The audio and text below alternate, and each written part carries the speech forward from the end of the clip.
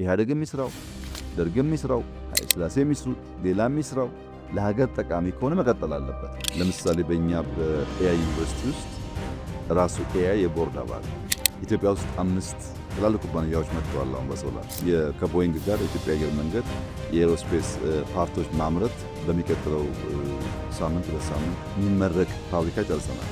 ኢትዮጵያ በዛ ጊዜ ጋዝ አውጥታ ቢሆን ኖሮ ኢትዮጵያ በዛ ጊዜ ማዳበሪያውን ሰርታ ቢሆን ኖሮ ዛሬ ምን ትሆን ነበር የሚለውን ለአንተ ግምት ተው። ከየትኛውም ጊዜ በላይ የሀገራት የሉዓላዊነት አቅም እየተፈተነ ነው። አምራች ኢንዱስትሪዎች ደግሞ ዋናዎቹ ልዩነት ፈጣሪዎች ሆነዋል። በዚህ ወሳኝ ዘመን በኢትዮጵያ የአምራች ኢንዱስትሪ ጉዳዮች የኢትዮጵያ ብሮድካስቲንግ ኮርፖሬሽን ከኢፌዴሪ ጠቅላይ ሚኒስትር ዶክተር አብይ አህመድ ጋር ቆይታ አድርጓል። የመጀመሪያው ክፍል እነሆ አሁን ይጀምራል።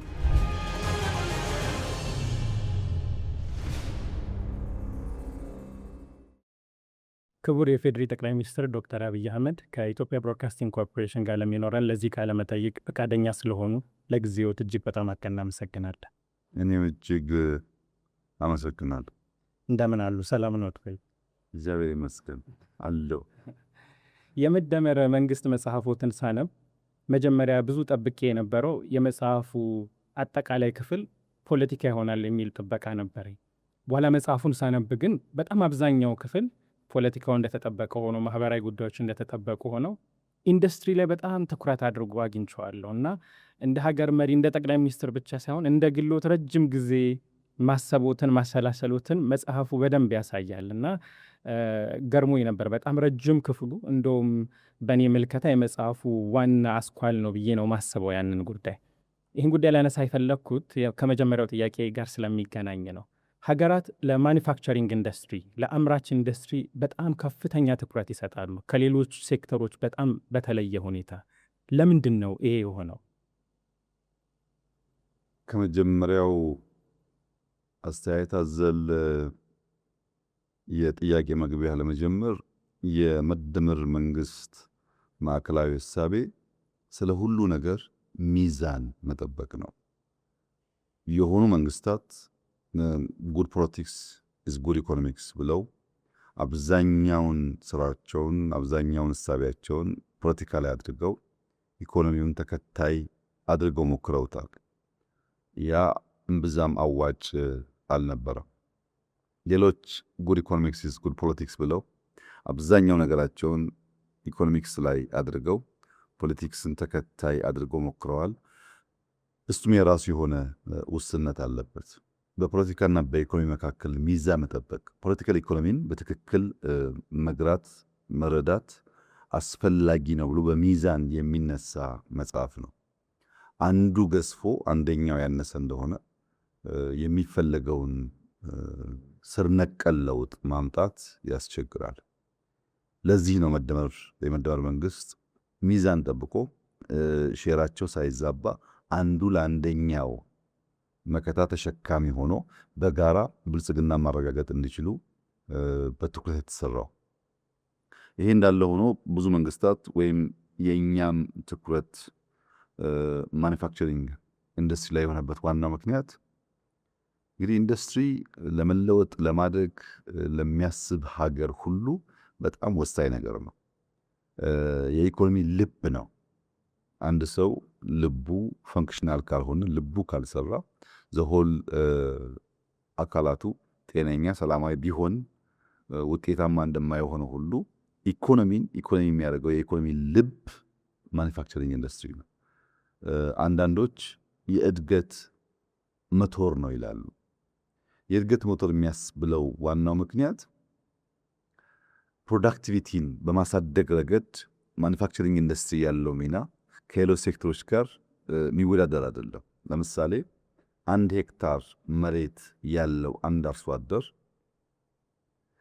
ኢንዱስትሪ በሚጠቀምበት ሰዓት በዚያው መሬት ላይ ፕሮዲዩስ የሚያደርገው የሚያመርትበት ቁጥርና ኢንዱስትሪ የማይጠቀም ሰው የሚያመርትበት ቁጥር አንድ አይደለም። ትራክተር ስትጠቀም፣ ፈርቲላይዘር ስትጠቀም፣ ፈርቲላይዘር ኢንዱስትሪ ውጤት ነው።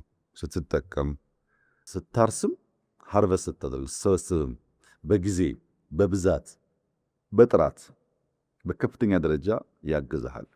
ወይም አንድ ልብስ የሚሰራ ሸማኔ በማኑዋል አንድ ልብስ ሲያዘጋጅና በቀን በማሽን 100 200 ሲያዘጋጅ አንድ አይደለም። ምርታማነት ከፍ ይላል። ምርታማነት ከፍ አለ ማለት ባነሰ ጊዜ ብዙ ነገር ስለምታመርት በዛው ልክ ገቢ ያድጋል። ሁለተኛው ኤክስፖርት ነው። ኤክስፖርት ብዛትም ጥራትም ወሳኝ ናቸው። ብዙ አምርተህ በቂ ተጠቅመህ ስታበቃ ነው የምትሸጠው። ስታንዳርድ ለመጠበቅም ይሄኛው ፕሮዳክትህ ከዛኛው ፕሮዳክትህ ዩኒፎርም እንዲሆንም ማኒፋክቸሪንግ ኢንዱስትሪ በጣም ከፍተኛ ሚና አለው እና ለምርታማነትም ለኤክስፖርትም እንደ የእድገት ሞተር ሆኖ ይወሰዳል። ሁለተኛው ክሪቲካል ጉዳይ መዋቅራዊ ሽግግር ነው። አንድ የኢኮኖሚ ዘውግ ያለ እንደሆነ ወደሚቀጥለው የኢኮኖሚ ዘውግ ለመውሰድ የማኒፋክቸሪንግ ኢንዱስትሪ አይተኬ ሚና አለው።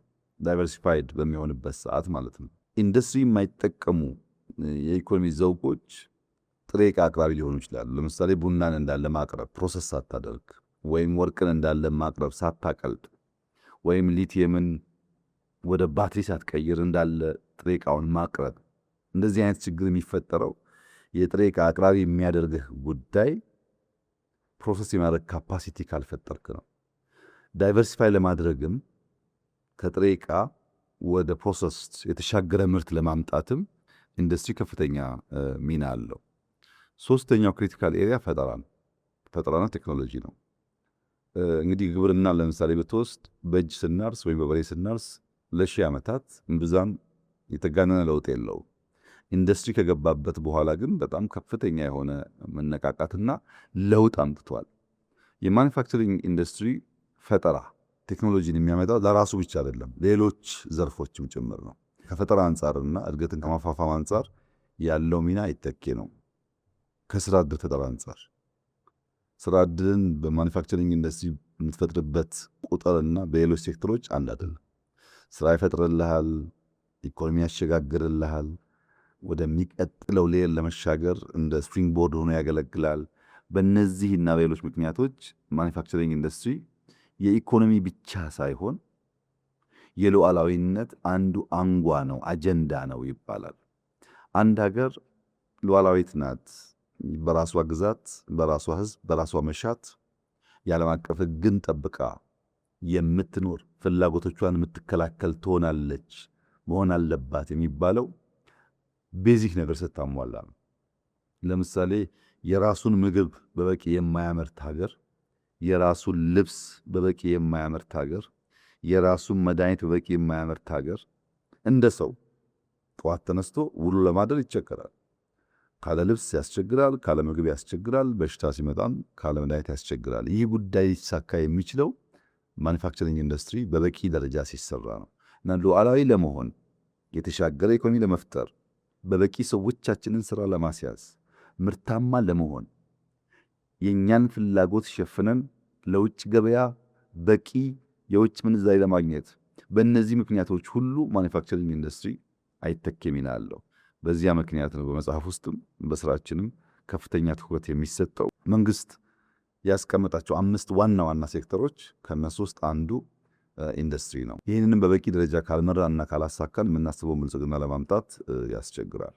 የሀገራችንን ጉዳይ እንግዲህ በስፋት እንመለስበታለን። ግን በተወሰነ መንገድ ዓለም አቀፋዊ ጉዳዮችን ለመመልከት ያህል አሁን ባለንበት ዘመን የዓለም አቀፍ ሁኔታዎች በሙሉ እየተቀየሩ ነው። በአጠቃላይ ልክ እንደዚያ ሁሉ በአምራች ኢንዱስትሪ ሴክተርም በጣም ከፍተኛ ለውጥ እየተካሄደ ነው። የአሰራር ሂደቶች እየተለወጡ ነው። መልኩ፣ አጠቃላይ አካሄዶች በሙሉ ለውጥ ላይ ናቸው። ይሄ ዓለም ላይ ያለው ከፍተኛ የኢንዱስትሪ ለውጥ እንደ ኢትዮጵያ ባሉ ታዳጊ ሀገራት ላይ ይዞት የሚመጣው እድልና ተስፋ ምንድን ነው ይላሉ? አሁን አከበርከው ጥያቄውን። ይህንን ጥያቄ ለመዳሰስ ትንሽ ሰፋ ያለ ጊዜ ይጠይቃል። እንደ በግርድፉ ምን ምልከታ እንዳለው አንሳ ያልከኝ እንደሆነ አሁን በዓለም ላይ ኢንዱስትሪ እየሄደበት ያለው ትሬንድ ከሰው ሰው ቢለያይም በርከት ያሉ አዝማሚያዎች ይተነተናሉ።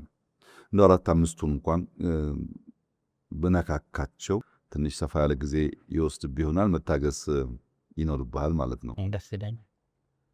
እንደ አዝማሚያ አንድ የሚወሰደው ማኒፋክቸሪንግ ኢንዱስትሪ ወዴት እየሄደ ነው፣ ምን ጉዞ እየተከተለ የሚለውን በአንድ ቃል በአንድ ስቴትመንት ልገልጸው አልችልም፣ ግን በአዝማሚያ ልገልጸው ይችላል።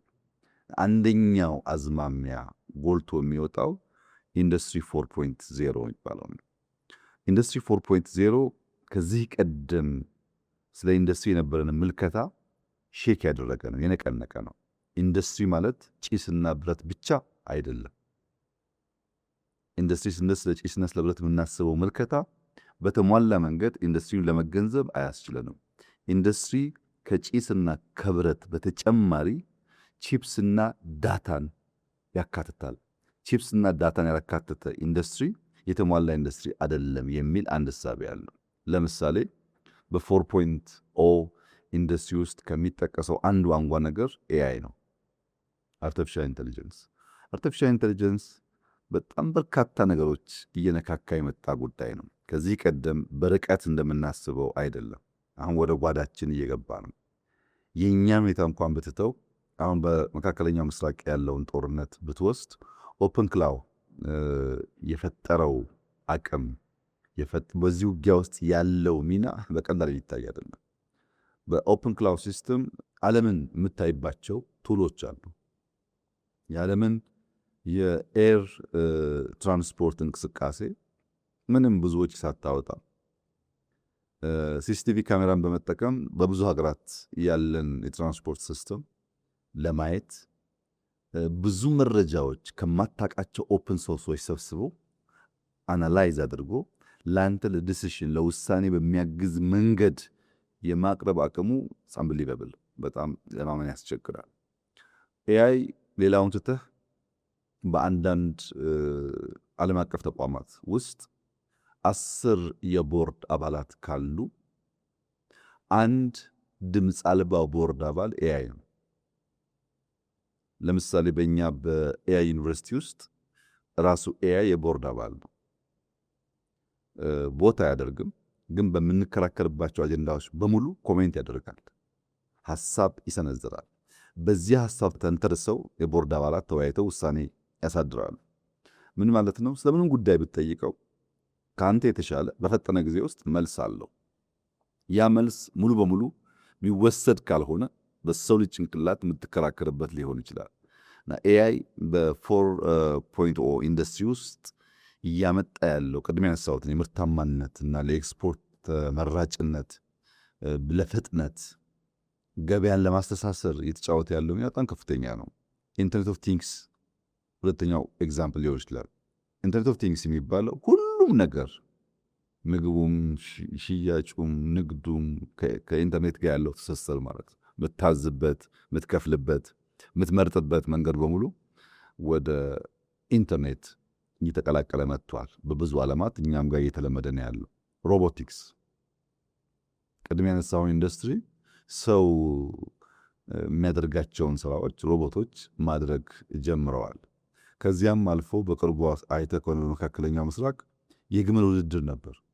የግመል ውድድሩ ከዚህ ቀደሙ ሰው ወጥቶበት የሚሽቀዳደምበት ሳይሆን ሮቦቶች ወጥተው ልክ እንደ ሰው እየገረፉ ግመሉን ውድድር ያደርጋሉ። እሽቅድድሙ ይፈለጋል ካልቸራል ስለሆነ። ሰው የሚሆንበት ሰዓት ግን በርከት ያሉ አደጋዎች ስላሉ ያን አደጋ ለመቀነስ ሮቦቶች ሰውን ተክተው ግመሎችን ያወዳዱ። አሸናፊ የሚሆነው ግመሉ ነው ቀድሞ የገባው። እንደዚህ አይነት ሁሉ ልምምዶች በሮቦቲክስ ተጀምሯል። አውቶሜሽን ላይ በጣም ሰፊ ኢምፓክት አለው። ቢግ ዳታ አናሊቲክስ፣ ትላልቅ ዳታዎችን አናላይዝ ማድረግ፣ ስለ አንድ ነገር ከመወሰን በፊት ከብዙ ሶርሶች ከብዙ ዳታ ትሪያንጉሌት አድርገህ የጠራውን ለእውነት የቀረበውን ነገር የመምረጥ ጉዳይ በ4.0 ውስጥ አንድ ትልቁ አንኳር ነገር ነው። ዲጂታል ትዊንስ አሁን በጣም እያበበ የመጣው ነገር፣ ስለ ማንኛውም ነገር ትዊንስ ይሰራና ያንን ነገር በአካል ያንን ሰው በአካል አግኝተህ ከማናገርህ በፊት የሱን ትዊንስ የሱን አምሳያ አናግረህ ስለሰውየው በቂ ግንዛቤ መውሰድ። 3D በቤት በመኪና በፈለግከው መንገድ፣ እነዚህ በከፍተኛ ደረጃ የኢንዱስትሪ አዝማሚያ እየቀየሩት ነው ያሉት። ድሮ በነበረው ልምምድ ለመሄድ አስቸጋሪ ሆኗል። ከዘርፎች አንጻር የወሰድክ እንደሆነ የሴሚኮንዳክተርስ አንዱ ክሪቲካል ኒው ትሬንድ ነው፣ አዝማሚያ ነው። ኢቪ የኤሌክትሪክ መኪናዎች አዝማሚያ ናቸው። መድኃኒቶች ማምረት በብዛትና በጥራት አዝማሚያ ነው። ኤሮስፔስ ላይ አዳዲስ ልምዶች ተጀምረዋል። ባዮቴክኖሎጂ ላይ አድቫንስድ ማቴሪያልስ ወይም ማቴሪያል ሳይንስ የሚባሉ ላይ ስለ እያንዳንዱ ነገር የሚጠቀሙት ማቴሪያል አድቫንስድ የመሆን ለሎንጂቪቲም ይሁን ለጥራት ማለት ነው። እነዚህ ጉዳዮች እንደ አንድ ትሬንድ እንደ አንድ አዝማሚያ ይታያሉ። እዚህ ውስጥ እንድምታ አለው። ይህ ትሬንድ ምንድን ነው እንድምታው ያልክ እንደሆነ ከርካሽ ጉልበት ወደ ክህሎት መሳብ ነው። ከዚህ ቀደም እኔ ጋር ቺፕ ሌበር አለ እና ኑ ይባል ነበር ለኢንቨስትመንት እንደምታስታውሰው። ያ ነገር ተበላሽቷል። አሁን ቺፕ ሌበር ሳይሆን ስኪል ነው የሚያስፈልገው። ለምን ያልክ እንደሆነ ስኪል፣ ብቃት፣ የመፍጠር አቅም ከቁጥር በላይ ድርሻ የያዘ ማለት ነው። ሁለተኛው ከጥሬ ዕቃ አምርቶ ከመሸጥ ወደ ፈጠራ የታደገበት መንገድም እንደዚሁ ሌላ ትሬንድ ነው። በዚህ ትሬንድ ውስጥ እንደ አዝማሚያ የሚወሰድ ነው። ለምሳሌ ኤንቪዲያን ብትወስድ ኤንቪዲያ የዛሬ 20 ዓመት ገደማ ሲጀምር ጀስት ስታርታፕ ነበረ። የኤንቪዲያ ፕራይመሪ ስራው ከተለያዩ ሶፍትዌሮች አፕሊኬሽን በመስራት አናሊሲስ በማውጣት እውቀት ነው ጀነሬት የሚያደርገው። አናሊሲስ ነው ፕራይመሪ የሚሰራው ስራ። በዚህ ግን ዛሬ $5 ትሪሊየን የሚጠጋ ሀብት ያለው ካምፓኒ ነው። $5 ትሪሊየን ማለት የአፍሪካ አጠቃላይ ጂዲፒ ይበልጣል። በፈጠራ አቅም እያንዳንዷን አፕሊኬሽንና ኢንፎርሜሽን አናላይዝ አድርጎ በሚያወጣቸው እውቀቶች በጣም ትልቅ ኩባንያ ሆኗል። ይህንን ትሬንድ እንደ አንድ አዝማሚያ ካየን በኋላ በእኛ ሀገር ምን እናድርግ ብለን አሰብን። መጽሐፉ ላይም እንዳለው በየት ንግግራችንም እንዳለው አንደኛ ከዚህ ቀደም ታስታውስ እንደሆነ ሌት ካመር አድቫንቴጅ እንውሰድ ይባላል። አርፍዶ ደራሽነትን እንደ እድል እንጠቀም ይባላል። አሁን ያለ ምልከታ ሌት ካመር አድቫንቴጅ ሳይሆን ጣጣ ነው ያለው። አርፍዶ መድረስ ጣጣ ነው ያለው። ጣጣው ምንድን ነው? አንተ ደረስኩ ስትል እነሱ የሉም፣ ደረስኩ ስትል እነሱ የሉም። ሁሌ ተከታይ ነው የሚያደርገው። ምንም አይነት እድል በውስጡ የለም ማለት አይደለም፣ ግን አርፍዶ ለመድረስ ከረፈደ በኋላ ለመድረስ ያለ ሙከራ ቆሞ ስለማይጠብቅህ ያንተ ኮምፒቲተር ደረስኩ ስትል አታገኘውም። እና መሆን ያለበት የቀድሞ ደራሽነት ምንዳ ነው። የአርፍዶ ደራሽነት ጣጣን ሳይሆን የቀድሞ ደራሽነትን ምንዳ መቋደስ አለብን ነው። ፕሮአክቲቭ መሆን አለብን። ይህም በጥቂት ኤግዛምፕል ላንሳለን። ለምሳሌ ኤሮስፔስ በጣም ክሪቲካል የኢንዱስትሪ ዘውግ ነው። ሁሌ ስንገዛ ከምንኖር ቢያንስ በስፔር ፓርት ደረጃ ማምረት ይኖርብናል ብለን ከቦይንግ ጋር የኢትዮጵያ አየር መንገድ የኤሮስፔስ ፓርቶች ማምረት በሚቀጥለው ሳምንት 2 ሳምንት የሚመረቅ ፋብሪካ ጨርሰናል። አንድ ዘውግ ነው ፎከስ ያስፈልገዋል በሚል መግዛት ብቻ ሳይሆን ቢያንስ ፓርቶችን ማምረት ስለሚያስፈልግ በድሮንስ ብዙ ሙከራዎች ይደረጋሉ። ማምረት አለብን ድሮን እኛ ስንል ማምረት አለብን ስንል ብዙ ሰዎች ለኢትዮጵያ ድሮን ይላሉ። ቢኮዝ አርፍዶ መድረስ ያለውን ጣጣ በደንብ ካለመገንዘብ። በማኒፋክቸሪንግ የወሰድክ እንደሆነ ሶላር ሴል ለረዥም ጊዜ ቴክስታይል ነበረ የኢንዱስትሪ ፓርኮች ስራ። ወደ ሶላር ሴል ስንገባ አይተነዋል ምን ያክል በትንሽ ቦታ ላይ ብዙ ብር ማግኘት እንደምንችል። ኤአይ ዩኒቨርሲቲ አሁን የምንገነባው ኤአይ ዩኒቨርሲቲ በአፍሪካ የመጀመሪያው ነው። ለምን? አርፍደን መድረስ ሳይሆን ቀድመን በመድረስ ፕሮአክቲቭ በመሆን ያለውን እድል መቋደስ አለብን ከሚል እሳቤ። ፋርማስቲካል ላይ በክሊንቶ ፓርክ ላይ የጀመርናቸው ስራዎች የኢትዮጵያን የሀገር ውስጥ ፍጆታ ከፍተኛ ደረጃ እያሳደጉ ነው ያሉት።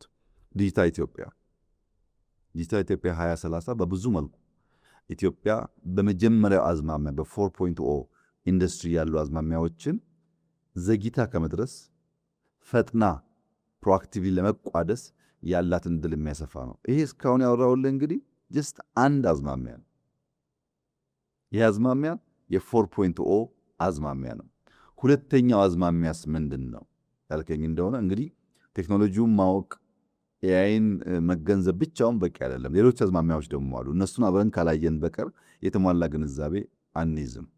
ሁለተኛው አዝማሚያ የእሴት ሰንሰለትን መልሶ ማዋቀር ነው።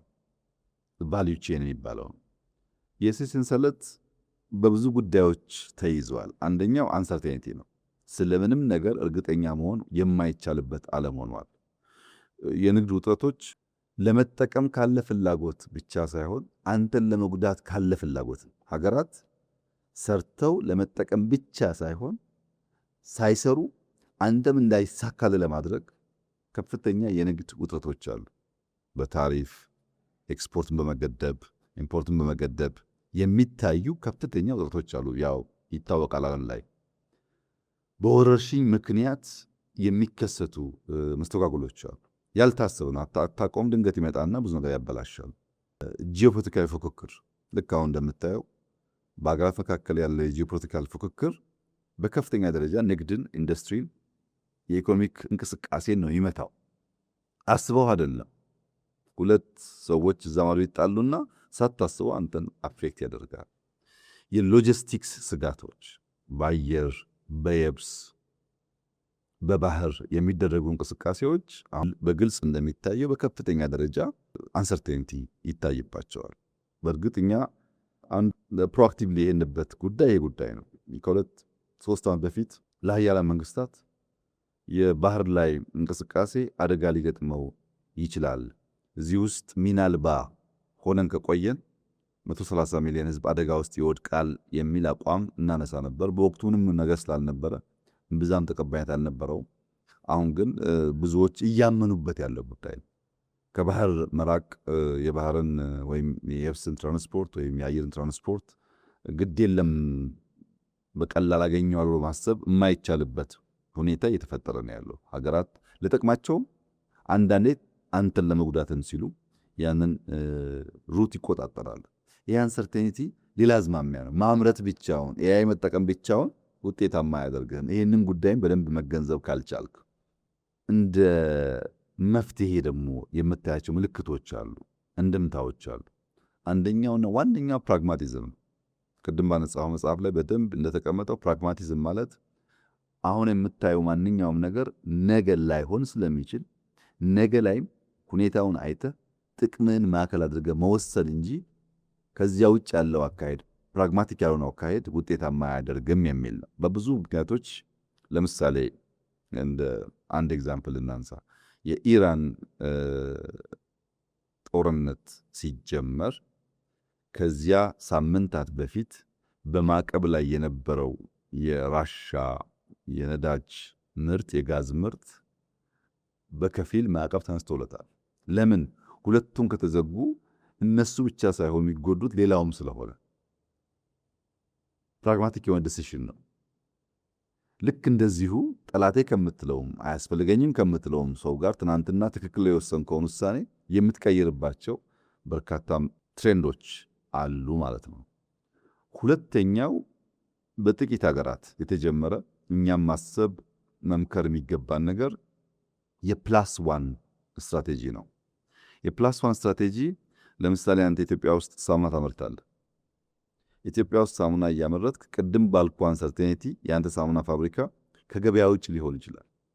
ልክ ያንተን ፋብሪካ የመሰለ ፋብሪካ ሌላ ቦታ ሌላ ሀገር ትወስዳለህ። እዚህኛው ችግር ቢያጋጥም ያኛው እንዲሰራ፣ እዚያኛው ችግር ቢያጋጥም እዚህኛው እንዲሰራ፣ በአንድ ፋብሪካ ዲፔንድ ማድረግ አያዋጣም የሚል እምነት ፕላስ ዋን ስትራቴጂ ይሉታል። ይሄን ደግሞ አቅርቦት ለመቆጣጠር አቅርቦት ለማቀራረብ ገበያን ለማቀራረብ የሚጠቅም ነው ብሎ ነው የሚያስቡት። ሲገልጹት ኒር ሾሪንግ እና ፍሬንድ ሾሪንግ ይሉታል። ኒር ሾሪንግ ማለት ደቡብ አፍሪካን እንደ ገበያ ማዕከል ብትወስድ ያንተን ፕላስ ዋን ፋብሪካ ቦትስዋና ላይ ወይም ዚምባብዌ ላይ ብትተክል በቅርብ ርቀት የደቡብ አፍሪካን ማርኬት ትቆጣጠራለህ። አንድ ፕሮዳክት ከዚህ ደቡብ አፍሪካ ከሚሄድ ከቦትስዋና ወይም ከዚምባብዌ ደቡብ አፍሪካ መሄድ ይቀለዋል። ኒር ሾሪንግ የሚባለው እሱ ነው። ለገበያ መቅረብ። የአፍሪካን ማርኬት የሚፈልጉ ሰዎች ከርቀት አምርተው ማምጣት ሳይሆን በአፍሪካ አካባቢ በቅርብ ርቀት ውስጥ ማምረትና ገበያውን መያዝ። ፍሬንድ ሾሪንግ ማለት ደግሞ ትሬንድ እንዳልኩ አዝማሚያው በጣም አንሰርቴን ስለሆነ በዘላቂነት ስቴብል ናቸው፣ ታማኝ ናቸው፣ ወዳጅ ናቸው ሀብቴን ጉልበቴን በቀላሉ አያጠፉብኝም ብለህ በምታስባቸው ሀገራት ላይ ኢንቨስት ማድረግ ማለት ነው። ያ እንግዲህ ግምት ነው። አንሰርቴኒቲ መልሶ ይውጠዋል። ግን በተቻለ መጠን ታሪካቸውን ስትመለከት ዘላቂነት ኮንቲኒቲ ያላቸውን ስርዓቶች፣ መንግስቶች፣ ታማኞች አካባቢ ኢንቨስት ማድረግ እና በዚህ ምክንያት በቀጠናዊ አቅርቦት ሰንሰለቶች ውስጥ የኒር ሾሪንግ እና ፍሬንድ ሾሪንግ የፕላስ ዋን ስትራቴጂ ለዛ አንሰርቴኒቲ እንደ አንድ ትሬንድ ነው። ቅድም ኤአይ ያልን አይደለም? እሱ ቴክኖሎጂ ነው። ኢንተርኔት እያገለባበጠው ነው። ኦፕን ክላውድ ነገር እያመጣ ነው። ሮቦቲክስ ተአምር እየፈጠረ ነው። ግን ያ ተአምር አንሰርቴኒቲ ያለበት ሁኔታን ካልተረዳህ ታመርታለህ፣ ግን አትሸጥም። ነዳጁ አለ፣ ግን አታደርስም ማለት ነው። ይህን አንሰርቴኒቲን ታሳይ ማድረግ አለብን የሚል በጣም የጠነከረ ንግግሮች፣ ውይይቶች፣ ምክክሮች አሉ። ትሬንድም አለ። ሶስተኛው አዝማሚያ አሁን አልወጣውም ከኢንዱስትሪ። ሶስተኛው አዝማሚያ ሎጂስቲክስና መሰረተ ልማት። የኢንፍራስትራክቸር ብልጫ የሌለው ሀገር፣ መሰረተ ልማት የሌለው ሀገር፣ የተሳለጠ ሎጂስቲክስ የሌለው ሀገር ምንም እንኳን የመጀመሪያውን ትሬንድ የኤአይውን ትሬንድ ቢያሟላ ሁለተኛውን ትሬንድ ባይፓስ ማድረግ ቢችልም የተሳለጠ ኢንፍራስትራክቸር መገንባት ከሌለው ብልጫ መውሰድ አይችልም ነው። ምንድናቸው እነዚህ ኢንፍራስትራክቸሮች? ልዩ ኢኮኖሚ ቀጠናዎች እና ኢንዱስትሪ ፓርኮች ተበራክተዋል ዓለም ላይ። ዛሬ ከ6000 በላይ የኢንዱስትሪ ፓርኮችና የፍሪ ትሬድ ዞንስ የሚባሉት ዓለም ላይ አሉ። ከ6000 በላይ እስከ 7000 የሚያደርሷቸው አሉ። በርካቶች ወደ ተቀናጀ የኢኮኖሚ ስነ ምህዳር እያደጉ ይገኛሉ። ለምንድን ነው ያ የሆነበት? ዋናው ምክንያት ሎጂስቲክስ የሚባለው ጉዳይ የሁሉ ነገር ማዕከል ሆኗል። ሎጂስቲክስ ስንል ድራይ ፖርት፣ ፖርት፣ ፍሪ ትሬድ ዞን፣ ኢንዱስትሪያል ፓርክ፣ ሃይዌይ የመሳሰሉትን ያካትታል ማለት ኢንድ ቱ ኢንድ ነው። ሁለተኛው የቴክኖሎጂ ፓርኮች፣ ኢንዱስትሪ ፓርክ ብቻ ሳይሆን የቴክኖሎጂ ፓርኮች ሪሰርች ዴቨሎፕመንት የሚሰራባቸው ኢንኩቤሽን ሴንተር ያለባቸው። ለምሳሌ የኤአይ ዩኒቨርሲቲ የኤአይ ሲቲ በለው በአቅራቢያው ናሽናል ክላውድ፣ የሃርድዌር ማኒፋክቸሪንግ ኢንኩቤሽን ሴንተርስ ስታርታፖች የሚሰሩበት ሃርድዌር ጋር የሚለማመዱበት በ10 ደቂቃ ድራይቭ ኢንዱስትሪ ፓርክ ገብተው የተለያዩ ፋርማሲውንም ቴክስታይሉንም እያዩ በቴክኖሎጂ ኢምፓክት የሚያደርጉበትን አውድ የሚፈጠር ነው እንጂ ጀስት ዩኒቨርሲቲ ብቻ መማሪያ ብቻ አይደለም። ለምን አር&ዲ ሪሰርች ኤንድ ዴቨሎፕመንት ኢንኩቤሽን ሴንተር በጣም ክሪቲካል እየሆነ ስለመጣ። ሌላው የወጪ ንግድ ማኒፋክቸሪንግ ክላስተሮች ማበራከት ነው። የወጪ ንግድ ኤክስፖርት ላይ ቤዝ ያደረጉ ኤክስፖርት ፕሮሰሲንግ ይባላል። ለሎካል ኮንሰምሽን ብቻ ሳይሆን የውጭውን ማርኬት ታሳቢ አድርጎ ይሰሩ ማለት ነው። በዚህ ውስጥ አረንጓዴ ኢንዱስትሪ ቀጠናዎች አሁን የምታመርተው ምርት በምን አመረተውም ጥያቄ እየሆነ ነው። ለመግዛት በምን እንዳመረትከው ዋጋውን ለመወሰን ምንም አይነት ተጨማሪ ክፍያ እንትን ላለማስከፈል እንደ ትሬንድ እየተወሰደ ነው ያለው። ከዚህ አንጻር የኛ ሀገር ሙከራ ምንድን ነው ያልክ እንደሆነ ያው የኤአይው እንዳነሳውልህ በጣም አመርቂ ስራ ነው የሰራ ያለ ነው። በእርግጠኝነት ለእኛም ለአፍሪካም ኩራት የሚሆን ስራ ነው የሚሆነው። በቅርበት በትኩረት የተሰራ ነው ያለው። ሲያልቅ ሁላችን በጋራ ምና ይሆናል። ሁለተኛው ግን የእኛ ፓርኮች የኢንዱስትሪ ፓርኮች የነበረው ጅማሮ በፎሬን ዳይሬክት ኢንቨስትመንት እና ኤክስፖርት ላይ ብቻ የተንተራሱ ነበሩ። እነዚያን ወደ ልዩ ኢኮኖሚ ቀጠና ማሸጋገር የጀመርነው ጉዳይ ነው። ለምሳሌ ድሬዳዋ ላይ ወይም ገዳ ላይ ሊሆን ይችላል። ለምን እንደዛ እናደርጋለን?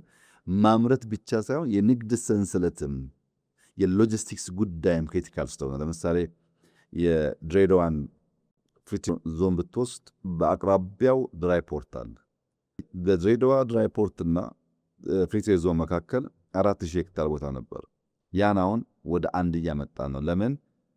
እዛ ሃይዌይ ሬልዌይ ካልገነባን በቀር በእነዚህ ሁለቱ ኢምፖርታንት ተቋማት መካከል ትስስር ካልፈጠር የምናስበውን ስለማናሳካ፣ ወይም ሞጆ ትመጣ የሞጆ ድራይ ፖርትና የገዳ ፍሪ ትሬድ ዞን እንደዚሁ የተሳሰሩ ናቸው። በሬልዌይ በሃይዌይ አንዱ ለአንዱ መጋቢ ነው። እዚህ ያመረትከውን በቀላሉ በድራይ ፖርት አድርገህ ታውጣት ትችላለህ ማለት ነው። እንደዛ አይነት ትስስሮች እየሰራን ስንት አዝማሚያ ያየን? አሁን 3 አዝማሚያ ያየን።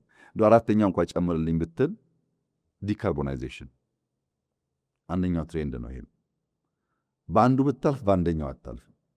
የወደፊት ተወዳዳሪ ለመሆን በዝቅተኛ የካርቦን ምርት የማምረት አቅም ይወስናል።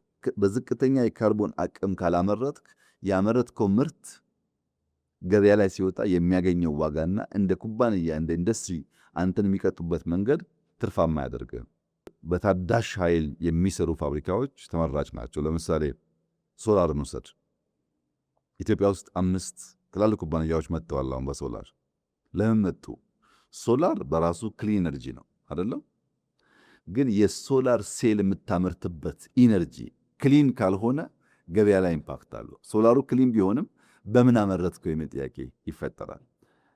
አንድ ሀገር ሄደ በጋዝ በኢነርጂ ሶላር ማምረትና እንደ ኢትዮጵያ ባለ በክሊን ኤነርጂ በታዳሽ ኃይል ሶላር ማምረት እኩል ገበያ የለውም። ሶላርን ሲገዙ በምን አመረትከው ስለምትባል ማለት ነው። ክሊን ኤነርጂ ያለውን ኢትዮጵያ ያለ ሀገር አድቫንቴጅ አለው። ሁለተኛ ለምሳሌ ከግንባታ አንጻር እንደምታውቀው ሲሚንቶ ላይ በጣም ሰፊ ስራ ሰርተናል፣ ውጤቱም ተገኝቷል። ብረት ላይ፣ ሴራሚክ ላይ፣ ግራናይት ላይ፣ ማርብል ላይ ሰራን ያለና አንድ ክሪቲካል ኤሪያ ስራ የሚፈልገው አልሙኒየም ነው። አልሙኒየም ልክ እንደ ሶላር በክሊን ኢነርጂ ሲመረትና በሌላ ኢነርጂ ሲመረት እኩል አይደለም ገበያ ላይ ያለው ተፈላጊነት። በዚያ ምክንያት ወደ 5 ትላልቅ ኩባንያዎች ኢትዮጵያ መጥተዋል አልሙኒየም ለማምረት። ግን ችግሩ ምንድነው? አንድ አልሙኒየም ፋብሪካ ለማቋቋም ቢያንስ 800 ሜጋዋት ኢነርጂ ይፈልጋል። አሁን ኮይሻ 2000 ገደማ ማለት 2.5 ገደማ አልሙኒየም 3 ፋብሪካ እንኳን ራን አያደርግም ማለት። ኮይሻን የሚያክል ቢሊየንስ ኦፍ ዶላር አውጥተህ ያ ሁሉ ድካምና ስራ ከ2 እና 3 ፋብሪካ አያልፍም፣ በከፍተኛ ኃይል ዲማንድ ስለሚያደርጉ። ያን የሚያክል ኃይል ለአንድ ፋብሪካ ከሰጠህ ደግሞ የራሱ የሆነ ነገር አለው። በዚያ ምክንያት ትንሽ ያዝ አድርገናል። ፍላጎቱ አለ፣ እየመጡ ነው። ግን ዲማንድ የሚደረገው ኢነርጂ እኛ አሁን ካለን ፍላጎት አንጻር ትንሽ ያስቸግራል። ልክ እንደዚሁ በታዳሽ ኃይል በሌሎች ዘርፎችም ይታያል። ሶስተኛው ሰርኩላር ኢኮኖሚ ነው፣ ውደታዊ ኢኮኖሚ። ሰርኩላር ኢኮኖሚ ማለት ለምሳሌ ብረት አምርተህ ተጠቅመህ ከወደቀ በኋላ መኪና ከተጋጨና ከወደቀ በኋላ ስክራፕ ሰብስበህ አቅልጠህ ሌላ ነገር ማዋል መቻል፣ ወይም ፕላስቲክ ተጠቅመህ ከወደቀ በኋላ ሰብስበህ አቅልጠህ መጠቀም መቻል፣ ወይም ወረቀት ካርቶን ተጠቅመህ ከጥቅም ውጭ ከሆነ በኋላ መልሰህ አቅልጠህ ፋብሪካ ገብቶ እንደ አዲስ መጠቀም መቻል፣ ሪዩዝ ማድረግ ተሰርቶ ማለት ነው። ይሄ የሰርኩላር ኢኮኖሚ አንዱ ቻሌንጅ ግብአት አይደለም ለሁሉ ነገር። ግብአት ተጠቅመህ ከወደቀውን መጠቀም በራሱ ለኢንዱስትሪው እንደ ትሬድ ተወስዷል። አንድ ፕሮዳክት ይወጣል፣ ጥቅም ላይ ይውላል፣ ሲወድቅ መልሶ ግብአት ይሆናል ወይ የሚል ጉዳይ። ከዚህ ጋር የሚያያዘው አንድ ክሪቲካል ነገር ምንድን ነው? አሁን ብዙ ምርቶች እንደ ከዚህ ቀደሙ ጠንካራ አይደሉም። ለምሳሌ ድሮ መኪና ጠንካራ ነው፣ ብትጋጭም ቶሎ ጥርምስ አይልም። የአሁኑ እንደዛ አይደለም። ስልክን ብትወስድ የድሮና የአሁኑ አንድ አይደለም። ማንኛውም ዕቃ የአሁኑ ትንሽ ቶሎ ተሰባሪ ነው። ለምንድን ነው እንደዛ የሆነው ብለህ ስትጠይቅ በእውቀት ነው የሆነው። ማንኛውም ፋብሪካ ለምሳሌ አንድ መኪና አምርቶ ሰጥቶ ያን መኪና 50 ዓመት የምትነዳው ከሆነ ፋብሪካው ራሱን ገደለ ማለት ነው። ስልክ ሰጥቶህ ስልኩን 10 ዓመት ከተጠቀምክ ሊያመርት አይችልም ማለት ነው። ቶሎ ቶሎ የጣልክ እንድትገዛው የሚሰጥህ ዕቃ ሎንጂቪቲው እንደ ከዚህ ቀደሙ ዝም ብሎ ልክ አይደለም። በሶፍትዌርም ይሁን በሃርድዌር ያጥረህ ተጠቅመህ እንዲጠፋና መልሰህ እንድትገዛ ነው የሚፈለገው። መልሰህ ስትገዛ ግን ያ የወደቀውን ደግሞ እነሱ ፕሮሰስ አድርጎ ተመልሶ መጠቀም ይፈልጋሉ። ለረጅም ጊዜ የሚያገለግል ነገር ብዛም አይታይም። አሁን ለምን? ዲካርቦናይዜሽን የማምረቻ መንገዱ ኢነርጂው ኢሹ የሆነ ሲመጣ የሚመረትበት ፍሪኬንሲና የምርት ተረፈ ምርት መልሰህ መጠቀም ደግሞ ክሪቲካል እየሆነ ስለመጣ ከዚህ አንጻር ስነ ምህዳራዊ ኢንዱስትሪያል ፓርኮች ወይም ኤኮ ኢንዱስትሪያል ፓርክስ የሚባሉት እየተስፋፉ መጥተዋል። በኢንዱስትሪያል ፓርክ ውስጥ የሚጠቀሙት ኢነርጂ ብቻ ሳይሆን ተረፈ ምርቶቻቸው፣ ፍሳሾቻቸው ዜሮ ፍሳሽ ማጣሪያ ያላቸው መሆኑ በጣም ክሪቲካል ነው። ከነሱ የሚወጣው ተረፈ ምርት አካባቢ እንዳይጎዳ ማለት ነው። የኛ ኢንዱስትሪዎች ከሞላ ጎደል 100% በሚባል ደረጃ የዜሮ ፍሳሽ ማጣሪያ አላቸው። ክሊን ኤነርጂ እንጠቀማለን። የሰው ኃይላችን እስኪ ከጨመርበት በዚያው ልክ ኮምፒተንት የመሆን እድል አለን ማለት ነው። ምናልባት ከፖለቲካል እሳቤ ጋር ስለሚሄድ አንዱ ደግሞ ሌላው ትሬንድ አምስተኛ ትሬንድ ለምትወስደው የመንግስት ሚና ዳግም መነቃቃት ነው። ይሄ የሊበራል እሳቤው መንግስት ከኢንዱስትሪ ይውጣ፣ መንግስት ከቢዝነስ ይውጣ፣ ነገር ሁሉ ለፕራይቬት ይተው የሚለውን ሐሳብ እኛ አይደለንም የሐሳቡ ባለቤቶች ጭምር ግድ የለም መንግስት ኢንቮልቭ ያደረገበት ኢንተርቪን ያደረገበት አሁን ያለው የኢንዱስትሪ አዝማሚያ አያዋጣም፣ የግድ የመንግስት ጣልቃ ገብነት ያስፈልጋል። ኢንዱስትሪ 4.0 ሊሳካ የሚችለው መንግስት በበቂ ደረጃ ኢንተርቪን ካደረገና ኢንቨስት ካደረገ የሚል እምነት በስፋት ይንጸባረቃል። ለጥቂት ምሳሌዎች ለማንሳት ስትራቴጂክ ዘርፎች ላይ ለይቶ መስራት ብቻ ሳይሆን በዚህ ጉዳይ ላይ እኔ ሀገር ካላመረትክ ታሪፍ ጨምርብሃል፣ እኔ ሀገር ማምረት አለብህ፣ ወይም ደግሞ አንተ ሀገር የሚመረት ከሆነ ሮ ማቴሪያል አልክልህ አልሰጥህም፣ ምክንያቱም አንተ እያመረትክ ስለሆነ። ስትራቴጂክ ሲባል እንደ ቺፕስ ለምሳሌ ያሉትን ማለት ነው። ወይም በራስ ማምረት ወይም ሮ ማቴሪያል ወደ አንተ እንዳይደርስ ማድረግ መንግስታት ይሁነኝ ብለው አስበው አቅደው በይፋ እየተናገሩ የሚሰሩት ትሬንድ ሆኗል። ኢንቨስትመንት መሳብ፣ እኔ ሀገር ካመረትክ ይሄን ያን ለቅላለሁ፣ እኔ ሀገር ማታመርት ከሆነ ግን ያንተ ምርት አታስገባም እኔ ጋር በግልጽ የሚታይ ነው። በትላልቆቹ ለምን ኢንቨስትመንት መሳብ የመንግስት ኢንተርቬንሽን ይፈልጋል። ስትራቴጂክ ዘርፎች ለይቶ ለመቆጣጠር ለምሳሌ ቲክቶክን ልግዛ ጭቅጭቅ ምን አመጣው? መንግስት እዚህ ውስጥ ምን አገባው? የግል ጉዳይ ከሆነ የዳታ ጉዳይ ነው። ዳታ ደግሞ ቅድም ብያለሁ፣ ልክ እንደ ቺፕሱ በ4.0 የኢንዱስትሪ አንድ አንኳር ነው። ዳታን ካልተቆጣጠርክ፣ ቺፕስን ካልተቆጣጠርክ በ4.0 ውስጥ ቦታ የለም እና መንግስታት ኢንቮልቭ ያደርጋሉ። ልግዛ አይሉም እኮ የኔ ሰው፣ የኔ ዜጋ፣ የኔ ሀገር ኩባንያ እንዲገዛው ብለው ኢንተርቪን ያደርጋሉ። ሮ ማቴሪያል ሬር ሚነራልስ ምንላቸውን ለመቆጣጠር ያሉበትን ቦታ ለመያዝ ሽሚያ የለም። የመንግስታት ናቸው እኮ ሰው እየላኩልህ ነውና ለእኔ ሰው ስጥልኝ የሚለው ጉዳይ ኢንተርቪን የሚያደርጉበት ዋናው ምክንያት እነዚህን ሮ ማቴሪያልስና ክሪቲካል ስትራቴጂክ ኤሪያስ ለይተው ካልተቆጣጠሩ ባለው ውድድር ውስጥ ቦታ የለንም የሚል ትሬንድ ስላለ መንግስታት ድሮ ከምናቀው የተሰወረ ኢንቮልቭመንታቸው በላይ በተገለጠ መንገድ ኢንተርቪን ያደርጋሉ። የሀገር ውስጥ ማኒፋክቸሪንግ አቅም መገንባት፣ ፕሮዳክታቸውን መግዛት፣ ፋይናንስ ሰፖርት ማድረግ፣ ገበያ ማፈላለግ፣ ሲወጡን ፕሮቴክት ማድረግ መንግስታት በስፋት ኢንተርቪን የሚያደርጉባቸው ኤሪያ ናቸው እና እነዚህ አዝማሚያዎች ለየብቻ ካያቸው ሰክሰስፉል አያደርጉም። በድምር ማየት ይፈልጋል። ሌሎቹን መዘርዘር ጊዜ ስለሚወስድብን እንደው አንደኛው እንኳን ልጨምርልና ስድስተኛው ማኒፋክቸሪንግ አምራች ብቻ ሳይሆን ወደ ሰርቪስ ማሳደግ ነው። ለምሳሌ አንድ ጥሩ ኤግዛምፕል የሚነሳው ሮልስ ሮይስ የሚባለው ኩባንያ የአውሮፕላን ኢንጂን ያመርታል። ከዚህ ቀደም የነበረው ትሬንድ ኢንጂን ያመርታል፣ ይሸጣል። አሁን ግን እንደዛ አይደለም። ኢንጂን ያመርታል፣ ለእያንዳንዱ ኤርክራፍት ያከራያል። በጊዜ ትጠቀምበታለህ። መጠገን ማስተካከል የሱ ስራ ነው፣ ግን አይሰጥህም። ባለቤትነቱ የራሱ ሆኖ በክራይ መልክ በሊዝ መልክ ትጠቀምበታለህ። ኢንዱስትሪን እንደ ሰርቪስ ማቅረብ ማለት ነው። ከዛም የሚያልፉ አዝማሚያዎች አሉ። ወደ ተሟላ የኢንዱስትሪ እድገት ሳይኬድ መጨንገፍ፣ የኢንዱስትሪያል ጭንገፋ የሚባል አዝማሚያም አለና በርካታ አዝማሚያዎች አሉ። እነዚህን አዝማሚያዎች በድምሩ ካልተረዳህ፣ በቁንጽል ብቻ ካየህ በአንደኛው እንኳ ቢሳካልህ በአንደኛው ስለማይሳካልህ የተሟላ አንደርስታንዲንግ በጣም ኢምፖርታንት ነው። የኢንዱስትሪ አዝማሚያው ከሰርቪስ፣ ከንግድ፣ ከሎጂስቲክስ፣ ከመንግስት ቀጥተኛ ምሪት ስትራቴጂክ ኤሪያና ኢንፑቶቹ መለየትና መቆጣጠር፣ የራስን ባለሀብቶች መከላከል፣ መደገፍ የመሳሰሉ ሙሉ ግንዛቤ የሚጠይቅ እና ውስብስብ ትሬንዶች ናቸው ያሉት እና በዓለም ላይ ኢንዱስትሪ እየሄደ ያለበት ሁኔታ እንደ ከዚህ ቀደሙ በቀላሉ ኢንቨስትመንት በምትሄድበት ሳይሆን ኢንቨስትመንቱ ከመጣ በኋላ ገበያውን መቆጣጠር፣ ሎጂስቲክሱን ማስተካከል፣ የሄደበት ፕሮቴክት ማድረግ፣ የሚያስፈልገውን ግብአት ቀድመህ ፕሮአክቲቭሊ ኮንትሮል ማድረግ የመሳሰሉ ነገሮች በውስጡ እየያዘ መጥቷል። ለዚህም ነው ውስብስብና የሚያባላ ጉዳይ እየሆነ የመጣውና እነዚህን አዝማሚያዎች ለመገንዘብና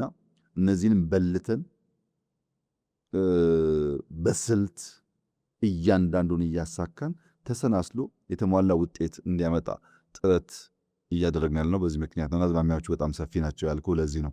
ለተወሰደበት ጊዜ ይቅርታ ጠይቃለሁ። ከነገሩ ስፋት አንጻር እንደውም ብዙ ጊዜ አልወሰዱም። በጣም ውስብስብ፣ በጣም ሰፊ እና ጉዳዩን በጣም በጥልቀት ነው ያብራሩልን። እናመሰግናለን በጣም። እስቲ ደግሞ ወደ ሀገራችን እንመለስና በሀገራችን ውስጥም የአምራች ኢንዱስትሪን ለማስፋፋት ብዙ ጥረቶች ሲደረጉ ነበር። በአንድ በኩል በጣም ጥልቅ ምኞቶችን እንመለከታለን፣ ብዙ ጥረቶች መፍጨርጨሮችን እንመለከታለን እና ከነገስታቱ ጊዜ ጀምሮ በደርግም በኢህአዴግም ጊዜ ይደረጉ የነበሩ ጥረቶችን እንዴት ነው የሚመለከቷቸው? የአምራች ኢንዱስትሪን ከአጠቃላይ ኢኮኖሚ ውስጥ ከፍ ለማድረግ ይደረጉ የነበሩትን ጥረቶች እንዳልከው ነው። በሀገራችን ሰፊ ጥረቶች ሲደረጉ ነበር። እነዚያን ጥረቶች በሁለት ከፍሎ ማየት ጥሩ ነው። ከሁለተኛው የጣሊያን ወረራ ትንሽ ቀደም ብሎ የነበረው ዘመን አብዛኛው የባህላዊ የጎጆ ኢንዱስትሪ የእጅ ስራ ውጤቶች ላይ ተንተራሰ ነበር። ልብሱም ማንኛውም ነገር ባህላዊ ነው። የጎጆ ኢንዱስትሪ የሚባለው ነው። በእጅ ስራ ላይ የተንተራሰ ነው።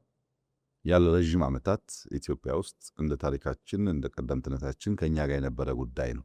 የሁለተኛው የጣሊያን ወረራ ዋዜማ አካባቢ ከ27 በፊት ማለት ነው ፋብሪካዎች ወደ 25 ገደማ ኢትዮጵያ ውስጥ ነበሩ።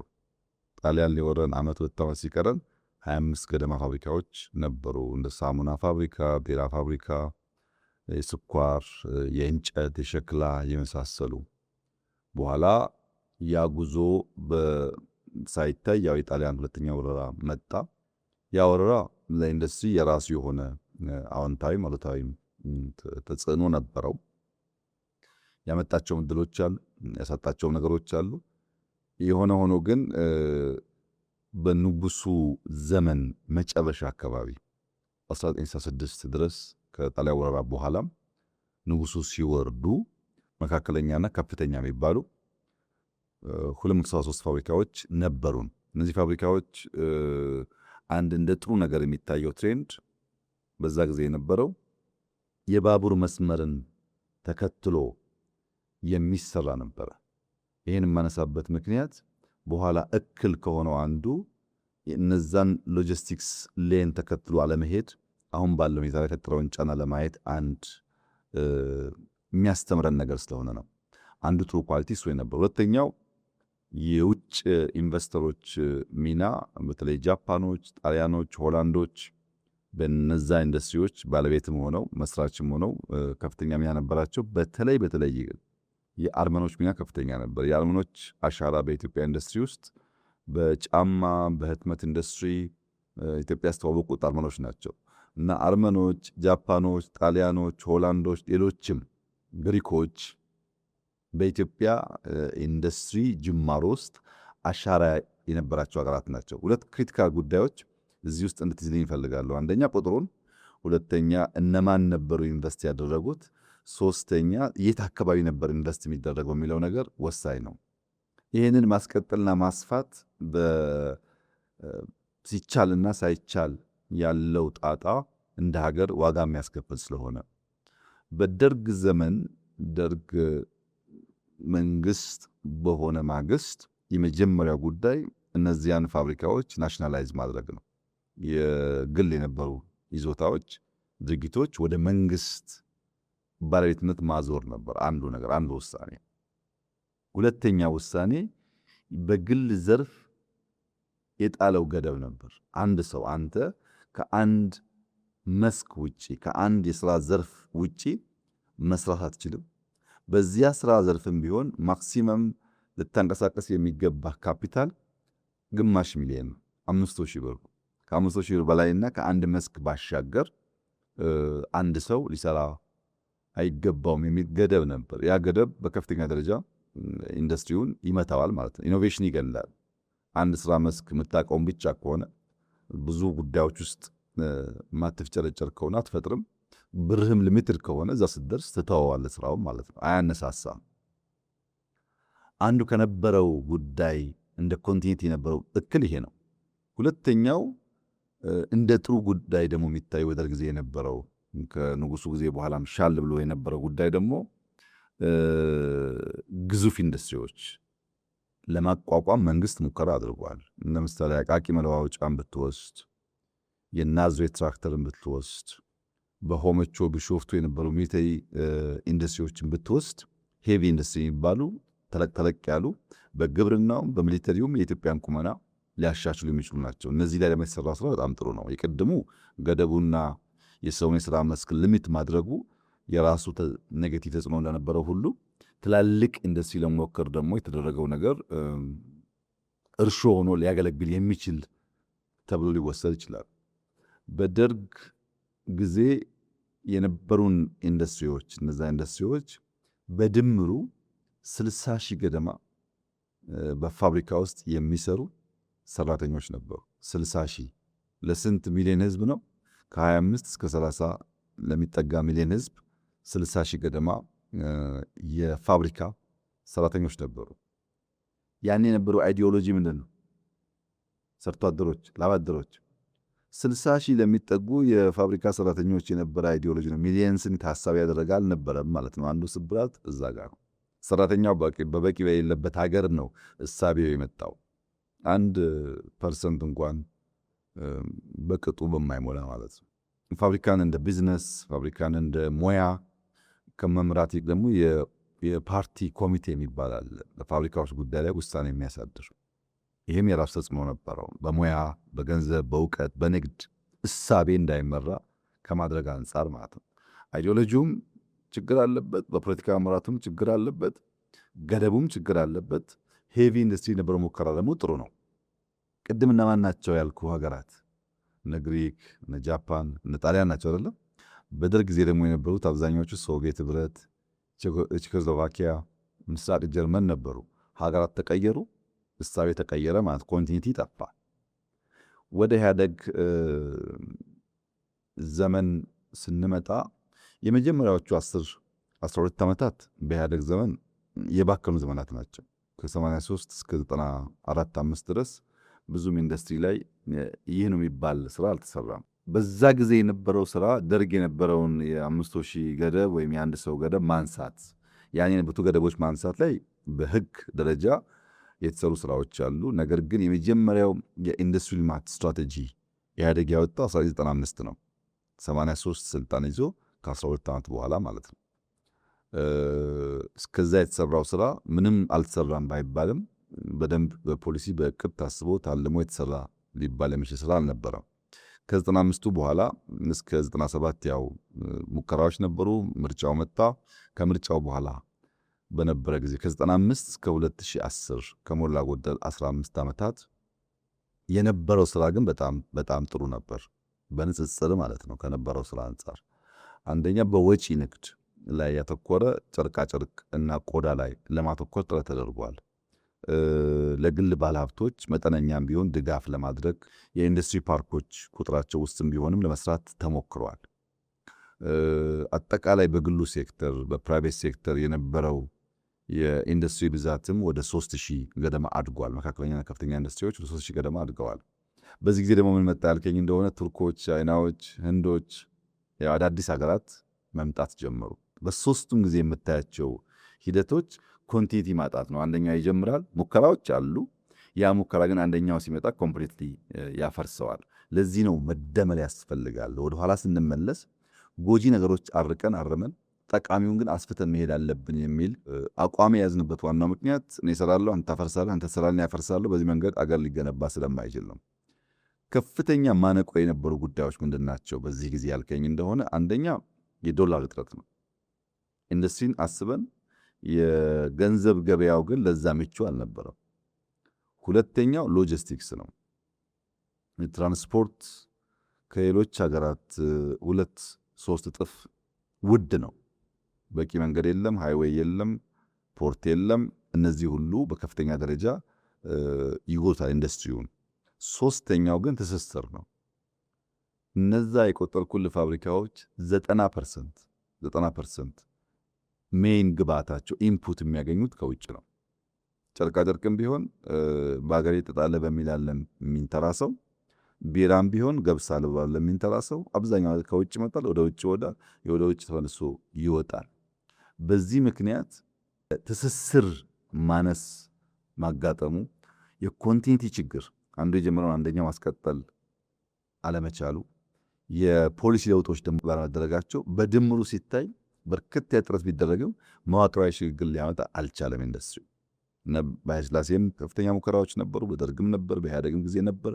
እነዚህ ግን መዋቅራዊ ለውጥ ያላመጡት አንዱ በአንደኛው ላይ እየደመረ የአንደኛውን ሳያፈስ የመቀጠል ትሬንዱ ውስን ልምምድ ስለነበረ የመጣ ችግር ነው። እንግዲህ እነዚህ ክፍተቶች ካሉ እርሱ የሚመሩት መንግስት አዲስ በሆነ ፖሊሲ መጥቷል። ምንድን ነው አዲሱ ነገር? ያለፉትን ድክመቶች፣ ጉድለቶች በምን አይነት መንገድ ነው እየተሸፈኑ እየተሞሉ ያሉት? ወሳኝ ጥያቄ ነው። ይህም ጥያቄ ከለውጡ በኋላ የነበረው ነገር መጀመሪያ እነዚያ ነገሮች በቅጡ መረዳትን፣ ምን ሞከሩ፣ ምን ተሳካላቸው፣ ምን አልተሳካላቸውም፣ ዋናው ችግር ምንድን ነው የሚለው መለየት ነው።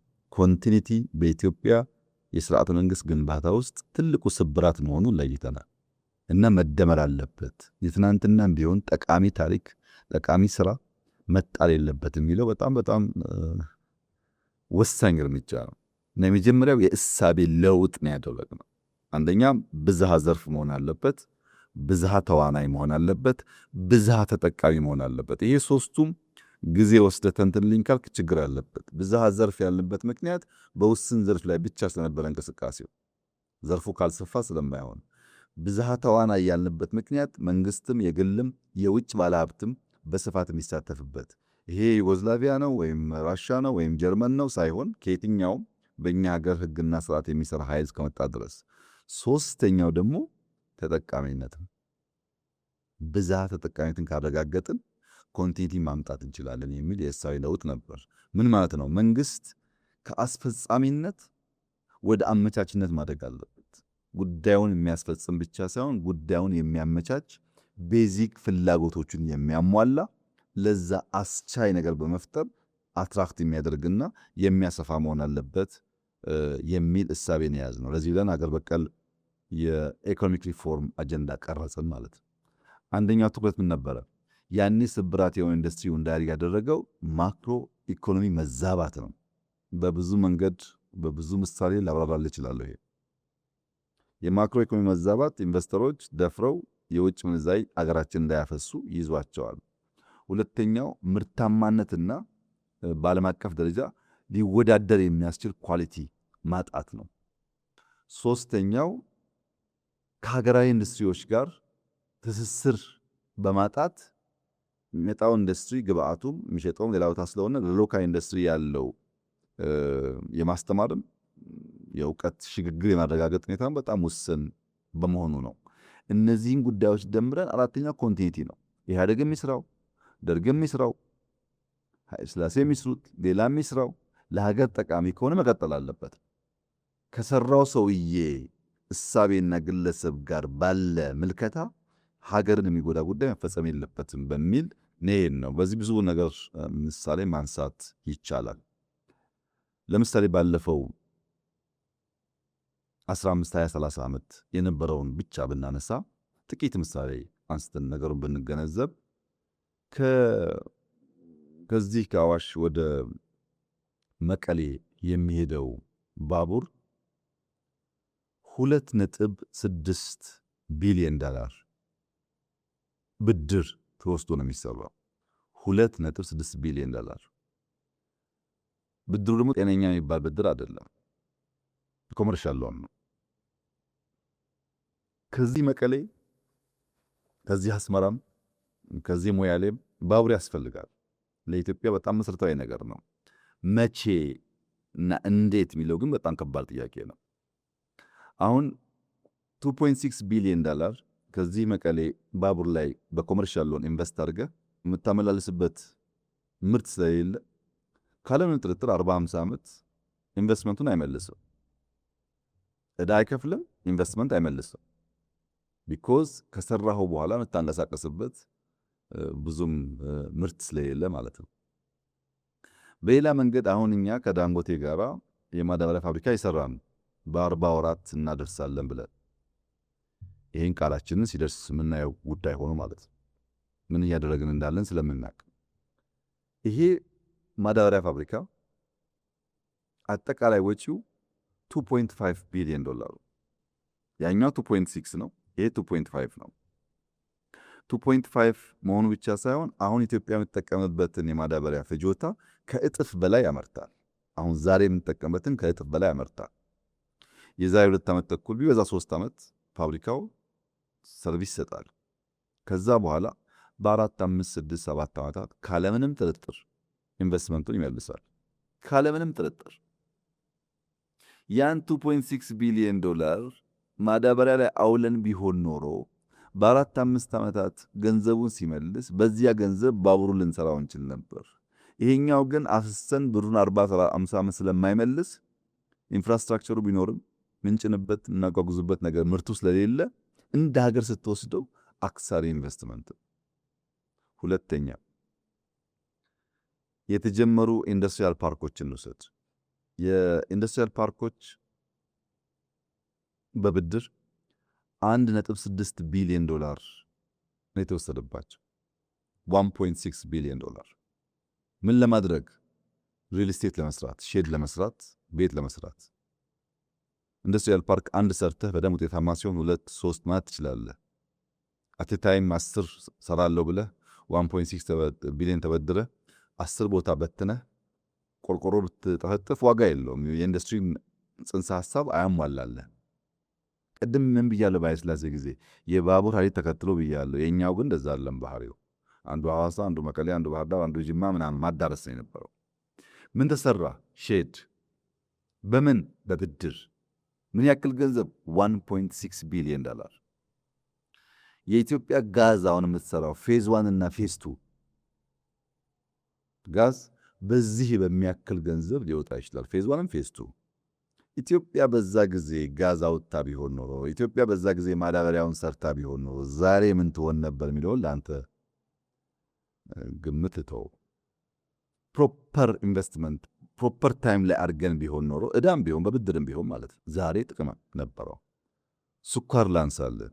ስኳር ለኢትዮጵያ አስፈላጊ ነገር። ኢትዮጵያ ለረጅም ዓመታት ከንጉሱ ጊዜ ጀምራ ከሆላንዶች ጋር የሰራችበት ልምድ ያላት ኤሪያ ነው። ስኳር መስፋት አለበት፣ ምን ጥያቄ የለውም።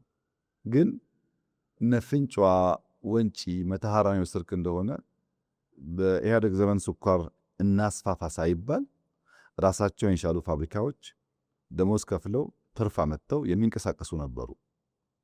በኋላ ልክ እንደ ኢንዱስትሪያል ፓርኩ እዛም ስኳር ፋብሪካ በየክልሉ እናቋቁም ሲባል አንዳንዶች ፋብሪካዎች ራሳቸውን ችሎ መቆም ስለማይችሉ የፋብሪካ ቁመናቸውን አጡና እንደ አንድ ኩባንያ ኮርፖሬሽን ሆኑ። ፍንጫዋ ከሚያገኘው ትርፍ፣ ወንጂ ከሚያገኘው ትርፍ ወደ ሌሎች ፋብሪካዎች እንዲሄድ ተደርጎ ማለት ነው። እኛ ስንመጣ ሁሉም ፋብሪካዎች ሞተዋል። ለምሳሌ ወንጂ ሰራተኛ በጣም ቀንሶ፣ ማረስ አቁሞ፣ ምርት ቀንሶ የራሱን ደሞዝ እየከፈለ መቀጠል አልቻለም። ለምንድነው? ድሮ ይችል ነበር፣ ውጤታማ ካውንት ጋር መርጅ ስለተደረገ ማለት ነው። ከመጣን በኋላ ግን ቅድም ካባልኩ ኮንቲኒቲ ለምሳሌ ኦሞ 2 እና 3 ኩራስ ጨርሰናል፣ በለስ ጨርሰናል። ፍንጫዋን መልሰን በሪፎርም ራሱ እንዲችል መተሃራን ወንጂን አድርገናል። አሁን ትርፋማ ሆነው ማምረት ማረስ ጀምረዋል። ያልደረስንባቸው አሉ። ለምን? በጣም ሰፊ ስለሆነ በመቶ ሺዎች የሚቆጠር ሄክታር መሬት ላይ የሚታረስ ነገር ነው። ቀላል ነገር አይደለም። ኢሪጌሽኑ አለ፣ ግድቡ አለ፣ ፋብሪካው አለ፣ ልምዱ አለ፣ ሰው ኃይሉ አለ፣ ዩኔሚት። በዚህ ምክንያት ሁሉንም ነገር ማዳረስ አይቻልም። ግን 5ቱን ሰርተን ውጤታማ ስንሆን ሌላ 5 ጨምረን ቢሆንስ ብላ ያሰብክ እንደሆነ ምን ያክል ትርፋማ እንደሚያደርገን እንደ ሀገር መገንዘብ አያስቸግርም። ለምሳሌ የሐዋሳ ኢንዱስትሪያል ፓርክ ከተሰራ በኋላ ከሞጆ ሐዋሳ ቶል ሮድ ተሰርቷል። ሃይዌይ የተሰራ ነው፣ አላለቀም። በብድር ነው። $700+ ሚሊዮን የፈጀ ሀብት ነው። ከሞጆ ሐዋሳ 200+ የሚሆን ኪሎ ሜትር። አሁን ዝም ብለህ በሌማን እንደ መንግስት እንደ ግለሰብ ነው ማወራ። ከሞጆ ሐዋሳም፣ ከሐዋሳ ሞያሌም፣ ከሐዋሳ ሶዶም፣ ከሐዋሳ አርባ ምንጭም ያስፈልጋል መንገድ፣ ጥያቄ የለውም። በቂ መንገድ የለንም። ግን ከሞጆ ሐዋሳ የሰራነውን ሃይዌይ ከአዳማ አዋሽ ሰርተን ቢሆን ኖሮ አሁን ከአዳማ አዋሽ የምንሰራውን ከአዋሽ መይሶ አድርገ ነው ቢሆን ከዚህ ድሬዳዋ ወይም ከዚህ ጅቡቲ ሃይዌይ ቢገናኝ ኖሮ ለኢትዮጵያ ኢኮኖሚ ምን ማለት እንደሆነ አስበው። $700 ሚሊዮን በብድር በእኛ አይደለም በብድር ከሞጆ ሐዋሳ የሰራነው ሃይዌይ ለሚቀጥሉት 30-40 ዓመታት ዕዳው መመለስ አይችልም። ወደ ጅቡቲ ሆኖ ቢሆንሳ በቀኝም በግራም በሚታይም በማይታይም መንገድ ምንም ጥርጥር የለውም ኢኮኖሚያችን ኢምፓክት ያደርጋል። እዛ ኢንቨስት አድርገን ብሩን ካገኘን በኋላ ወደ ሐዋሳም ወደ ሌላም ቦታ ብናደርገው ችግር የለውም። ስራው አይደለም ችግሩ፣ በብድር መሆኑና የምንመርጣቸው ቦታዎች ሪተርን ኦን ኢንቨስትመንት ላይ በጣም አክሳሪ በመሆናቸው ምክንያት ከፍተኛ የሆነ ዕዳ ኢትዮጵያ እንድትሸከምና የማክሮ ኢኮኖሚክ ኢምባላንስ እንዲፈጠር አድርጓል። ኢንቨስትመንቱ ሳይሆን ሮንግ ቦታ በመሆኑ ራሱን ማከም ባለመቻሉ። ለምሳሌ ዩኒቨርሲቲዎች አካባቢ ስታዲየም ላንሳል። በመጀመሪያ ዩኒቨርሲቲዎች ራሳቸው ዩኒቨርሲቲን ልክ እንደ ሃይ ስኩል በየዞኑ መበተን ቅድም እንዳልኩ አዝማሚያን ትሬንድን ካለማየት ካለማጥናት የሚመጣ ችግር ነው። ዩኒቨርሲቲ ምንም ጥርጥር የለውም የዛሬ 30-40 ዓመት ሟቾች ናቸው። የዛሬ 30-40 ዓመት ዩኒቨርሲቲ የሚሰለፍ ሰው አታገኝም። ዩኒቨርሲቲ 4 ዓመት 5 ዓመት የምትማረውን ትምህርት በ6 ወር በ3 ወር ቤት መማር ትችላለህ። ምንም ጥርጥር የለውም። የትሬንዱ እንደሱ የሚያሳየው 4.0 የሚያሳየው እንደዛ ነው። ያም ሆኖ ግን ውስን በጣም ሃይ ኳሊቲ ያላቸው ዩኒቨርሲቲዎች ያስፈልጋሉ። ለምርምር ለቤዚክስም ለአፕላይድም ሪሰርች ያስፈልጋሉ። በየዞኑ የሚረጭ ግን መሆን የለበትም። በየዞኑ ኮንዶሚኒየም መበተን መሆን ግን የለበትም። አሁን ዩኒቨርሲቲዎች ኢንቨስቲጌት ብታደርጉ 1000-2000 ተማሪ መቀበል የሚችል ባዶ ኮንዶሚኒየም ታገኛለህ። ባዶ ኮንዶሚኒየም ደግሞ የተሰራበት እንትን ቺፕ ስለሆነ የሚቀጥልም ይፈራሽ ማለት ራሱ ዩኒቨርሲቲው እሳቤ ችግር አለበት። ዩኒቨርሲቲ የገነባ ነው ግን በቂ መዋለ ሕጻናት ያለበት ሀገር ሆኖ ቢሆን ኖሮ ችግር አልነበረው። በመንግስት የተገነባ 10 መዋለ ሕጻናት አልነበረም ኢትዮጵያ ውስጥ 10። አንደኛው ዩኒቨርሲቲ ብትሆን ኖሮ በኢትዮጵያ ደረጃ ከበቂ በላይ መዋለ ሕጻናት መገንባት ይችላል። ቢኮዝ ቢሊየን ስለሆነ የሚወጣባቸው። እኛ ስትገነባን መዋለ ሕጻናት ከ34,000 በላይ ገምተናል አሁን ባለፈው 6-7 ዓመታት። ለምን? ዋናው ትምህርት የሚያስፈልገው ኤርሊ ቻይልድሁድ ኤጁኬሽን ስለሆነ ታች ነው የሚያስፈልገው። ላይውስ ቤዚኩን ነገር ያወቀ ሰው ከኤአይ ሊማር ይችላል። ቤዚኩን ያላወቀ ሰው ብታስገባውም ትርጉም የለውም። ለምንድን ነው መንግስት ዩኒቨርሲቲን እንደ ሃይ ስኩል ከሚበትል መጀመሪያ መዋለ ሕጻናት ቀጥሎ ኤሌመንታሪ ቀጥሎ ሃይ ስኩል ቢያስፋፋና ውስን ሃይ ኳሊቲ ያላቸው ዩኒቨርሲቲዎች ቢሆኑ ኖሮ ምን ያክል ትርፋማ እንደሚያደርገን እንግዲህ ገምት አንተ ራስህ። ኤሌመንታሪ አሁንም ገና በጣም ብዙ ይቀረናል። ሃይ ስኩል አሁንም ገና በጣም ብዙ ይቀረናል። አንዱ የሪሶርስን አሎኬት የምናደርግባቸው ቦታዎች ችግር ደግሞ በዛ ላይ እንደ ቅርጫ ነው፣ ማዳረስ ነው። ከዩኒቨርሲቲ ጋር ተያይዞ የመጣው አደገኛ በሽታ ግን ስታዲየም። ለምሳሌ ሐዋሳ ላንሳለ። የሐዋሳ ከተማ ስታዲየም ብሎ የሆነ አጥራጥሯል። የሐዋሳ ዩኒቨርሲቲ ስታዲየም ብሎ የሆነ አጥራጥሯል። ሁለቱም ስታዲየሞች በካፍ ስታንዳርድ አያሟሉ። አንድ ከተማ ውስጥ 5 ኪሎ ሜትር በማይሞላ ርቀት ውስጥ 2 ስታዲየሞች አሉን። ሁለቱም ግን ለካፍ ስታንዳርድ አያሟሉ። ሁለቱን ጨፍልቀን ቢሆን ግን አንድ ደንበኛ ስታዲየም በዓለም አቀፍ ስታንዳርድ ተቀባይነት ያለው ብንገነባ ኖሮ ሐዋሳን የመሰለ ውብ ከተማ ብዙ የአፍሪካ ክለቦች ሊጫወቱበት ይችሉ ነበር። ስታዲየሙ አለ፣ ገንዘቡ ፈሷል፣ ነገር ግን ስታንዳርድ አያሟላ። ይሄ የሐዋሳ ችግር አለ። ጅማም ሲሚላር ችግር አለ። በየቦታው ይሄ ችግር አለ። ዩኒቨርሲቲ የራሱን ይገነባል፣ ከተማ የራሱን ይገነባል። ሁለቱም ግን ስታንዳርድ አያሟሉ። ዩኒቨርሲቲ ብቻ አይደለም ባይዘው ሆስፒታል አርባ ምንጭ 1000 አልጋ የሚይዝ ሆስፒታል፣ ጅማ 1000 አልጋ የሚይዝ ሆስፒታል፣ ሐረር 1000 አልጋ የሚይዝ ሆስፒታል ብሎ ኮንዶሚኒየም ይገነባል። አሁን ሐረር ብትሄድ ቆሟል። 1000 አልጋ ስትገነባ ስንት ሩሙ ነው ኦክሲጂን ያለው መሆን ያለበት? ምን አይነት ትሪትመንት ነው የሚፈልገው? በሳይዙ ልክ ስታንዳርድ አለው።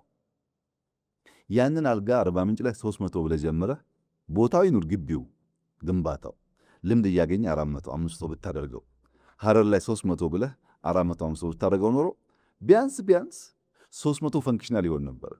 አሁን ሄዳችሁ ዞራችሁ ተመልከቱ። ኮንዶሚኒየሙ አለ፣ እቃው የለም፣ ሲቲ ስካኑ የለም። አስፈላጊ ገጀቶች ስላልገቡለት ፕሮፐርሊ ፈንክሽን የሚያደርግ ሆስፒታል ሳይሆን ኮንዶሚኒየም ነው የምታየው። ለምን? በኮንዶሚኒየም ኮንትራት የሚገኝ ኮሚሽን ይገኝበታል፣ ግን ሰርቪስ ፕሮቫይድ አያደርግ። በስመ ዩኒቨርሲቲ የወጣ ሀብት ነው። ከተማና ከተሜ ጋር ተያይዞ ያለው እሳቤ አንድ ሀገር ኔሽን ቢልዲንግ የሚባለው ሊከናወን ሊሳካ የሚችለው በጥግጊ የሚኖሩ ሰዎች ካሉ ብቻ ነው። በአንድ ኪሎ ሜትር ስኩዌር ውስጥ ምን ያክል ሰው አለ የሚለው ጉዳይ ለኢኖቬሽን ለኮምፒቲሽን በጣም ወሳኝ ነገር። የተበተነ ስካተርድ የሆነ ማህበረሰብ ግብርም አይከፍልም፣ ለኔሽን ቢልዲንግም የተመቸ አይደለም። ለምን? ስትበተን አስቸጋሪ፣ ሰብሰብ ስትል በንጽጽር ይሻላል ሰርቪሱ። ጥግጊ በጣም ወሳኝ ነው። ዴቨሎፕመንትን የሚያስብ ማንኛውም መንግስት፣ ብልጽግናን የሚያስብ ማንኛውም መንግስት ከተሜነትን፣ ከተማነትን፣ ግብር መክፈልን፣ ሰርቪስ ፕሮቫይድ ማድረግን ማዕከሉ ካላደረገ ልማት ሊያመጣ አይችልም። ከተማ ያስፈልገኝ ወላዋይ ነው፣ የኔ ኮንስቲትዌንሲ አርሶ አደር ነው ካልክ ልማት አታስብም ማለት። ቢኮዝ የተጠጋጋው ማህበረሰብ ይፈጥራል፣ የነቃ ነው፣ ግብር ይከፍላል፣ የምትነግረውንም በቅርበት ይሰማል፣ ቅርብ ስለሆነ ኢንፍራስትራክቸሩ። እንደዛ ላይ እኮ እንደኛ ዘመን ሶሻል ሚዲያ እኮ የተስፋፋበት አልነበርም። እና እንደነዚህ አይነት የእሳቤ ስብራቶች ነበሩ። እነዛን ማድረቅ ላይ ይሰራም። ለምሳሌ በደርግ ሆመቾ እና ቢሾፍቱ የነበሩትን የሚሊተሪ ኢንዱስትሪዎች የደርግ ናቸው አያስፈልጉም አላለም። በጣም ዘመናዊ አድርገን ያኔ ከነበራቸው ካፓሲቲ በብዙ እጥፍ ማምረት እንችሉ አድርገናቸዋል። ለምን? አስፈላጊ ስለሆኑ። የደርግም ቢሆኑ ኢምፖርታንት ናቸው፣ እንሰራባቸዋለን። በኢህአደግ ጊዜ የተጀመሩ የኢንዱስትሪያል ፓርኮች እኛን አብዛኛዎቹ የጨረስናቸው፣ ችግር የሚኖርበት ወረዲ ብድር ስለገባን ማለት ነው። ስኳር ፋብሪካዎች እንዳልኩ ከግማሽ በላዩን ፈንክሽናል አድርገናል። የኢህአደግ ናቸው ብለን አልጣልናቸው። አንዳንዶቹን ደግሞ ሪዳይሬክት የምናደርጋቸው ይኖራል። ከሪተርን ኦን ኢንቨስትመንት ከአጭር ጊዜ አንጻር አዋጭ ደግሞ ካልሆነ ሪዳይሬክት ይደረጋል ሪሶርሱ ማለት ነው። በዚህ መንገድ ከትናንትናው ጠቃሚ የሆኑ ጉዳዮችን በመውሰድ ባለማጣጣል ኮንቲኒቲ ማረጋገጥ ነው። ለምሳሌ የእኛ ዘመን ኢንቨስትመንት ከራሻ ኢንቨስተር አለን፣ ከቻይና ኢንቨስተር አለን፣ ከቱርክ ኢንቨስተር አለን፣ ከጣሊያን ኢንቨስተር አለን። በኃይለሥላሴ የምታውቃቸውም አሉ፣ በደርግ የምታውቃቸውም አሉ፣ በኢህአዴግ ያሉትም አሉ።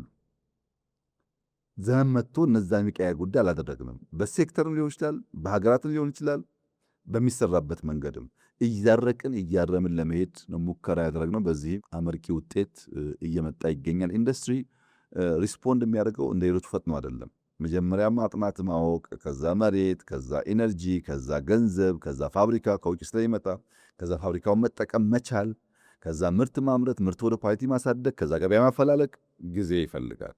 ይሄንን ዑደት ነው ስንከተል የነበረው። ውጤቱም በእጅጉ ሻል ያለ ነው ማለት ይቻላል።